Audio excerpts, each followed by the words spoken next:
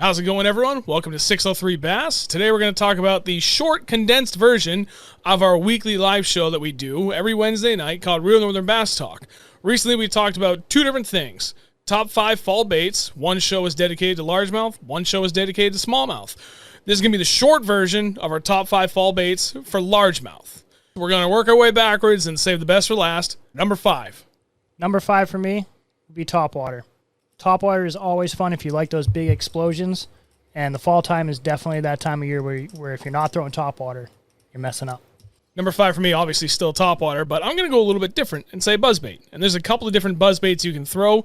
I do like this version where you can throw something like a soft-bodied frog on there for your trailer, or you can just throw a regular skirted buzzbait with nothing else on there for a trailer.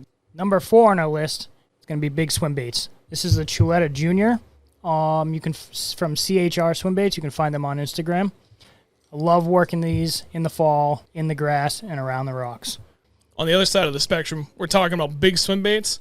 I myself prefer a hard body, shallow crankdown bait that also can actually double as a wake bait. Think of it like an oversized crankbait. You can fish this around structure. You can deflect it off of things.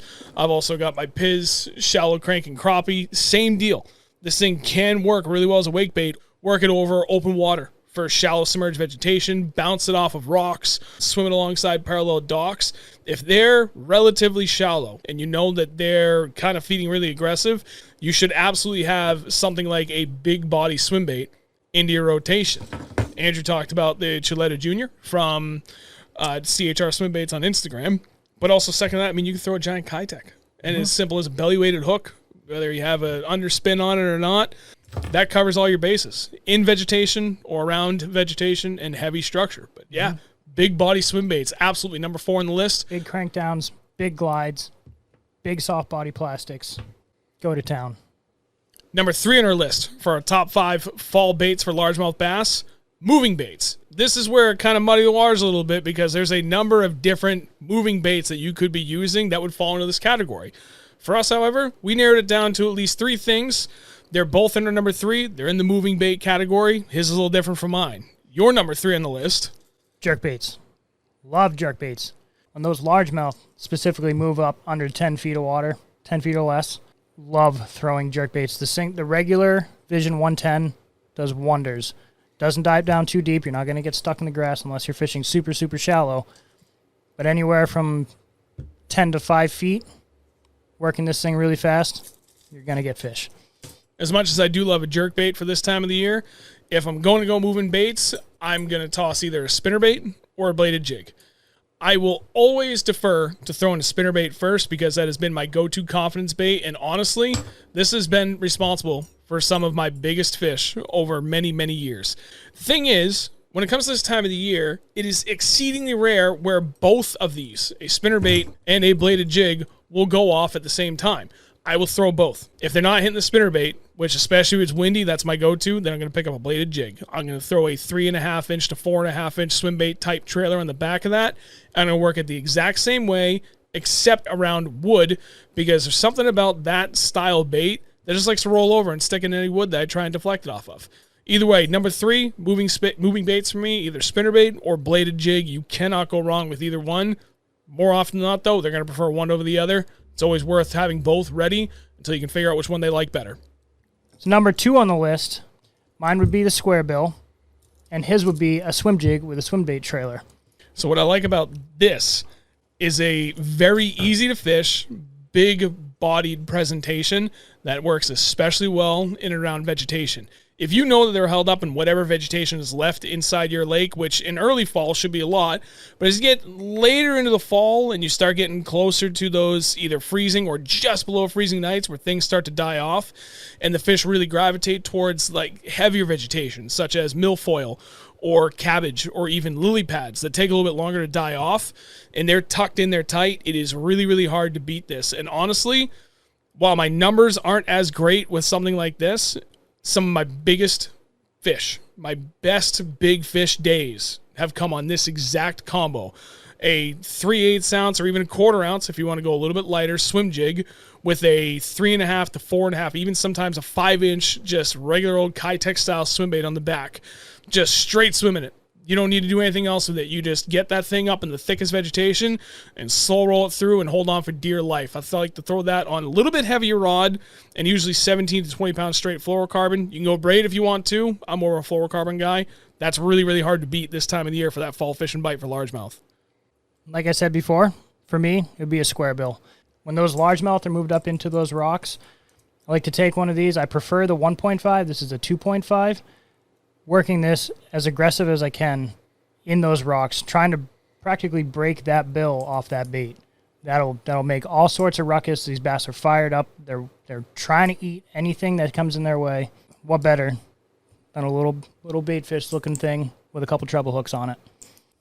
Saving the best for last. Number 1 on our list for our top 5 fall baits for largemouth bass. We're both in complete agreement on this. Jig. Mm-hmm.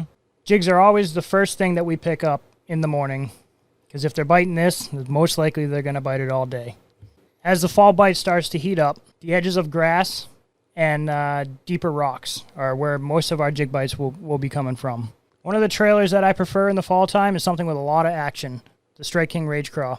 The action on these legs when it falls is probably one of the most wild actions in a trailer. There are a few other exceptions, but when this thing hits the ground, the claws will stand up, which makes it a lot easier for those fish to find.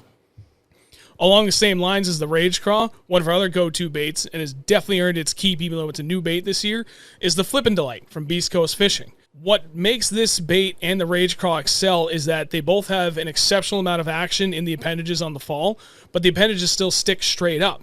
So because of the action on the fall, it catches the attention of the fish. But because the appendages stick straight out, even when it hits the bottom, aided by the design of a football jig that makes it want to stand, those appendages stand straight up. So even if you have a little bit of that kind of soft, mucky bottom, that bait wants to stand proud and up and above all that, so the fish can see it and follow it down and still see it after it has hit the bottom.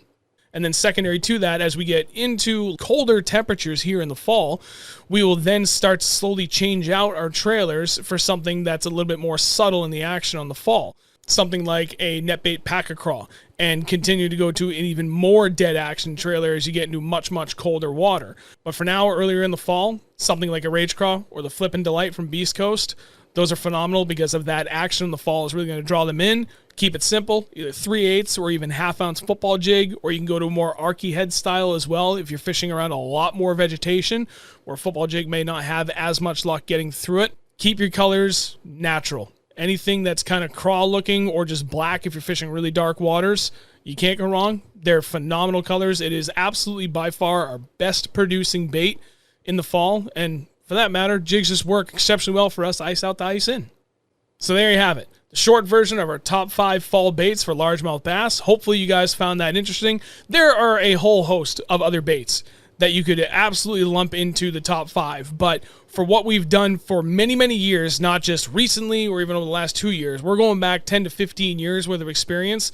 These are absolutely, by far, our top 5 baits that work exceptionally well for us here in New England, all over the Northeast, for that fall bite, specifically for largemouth. There's a whole host of other baits that you could throw in there, but if you're looking just for a very direct, easy, and simplified list to help you make the most of your fall fishing this year, you're going to be hard-pressed to beat those 5 things. So hopefully you found that helpful, and hopefully you guys stick a giant when you're out there this fall.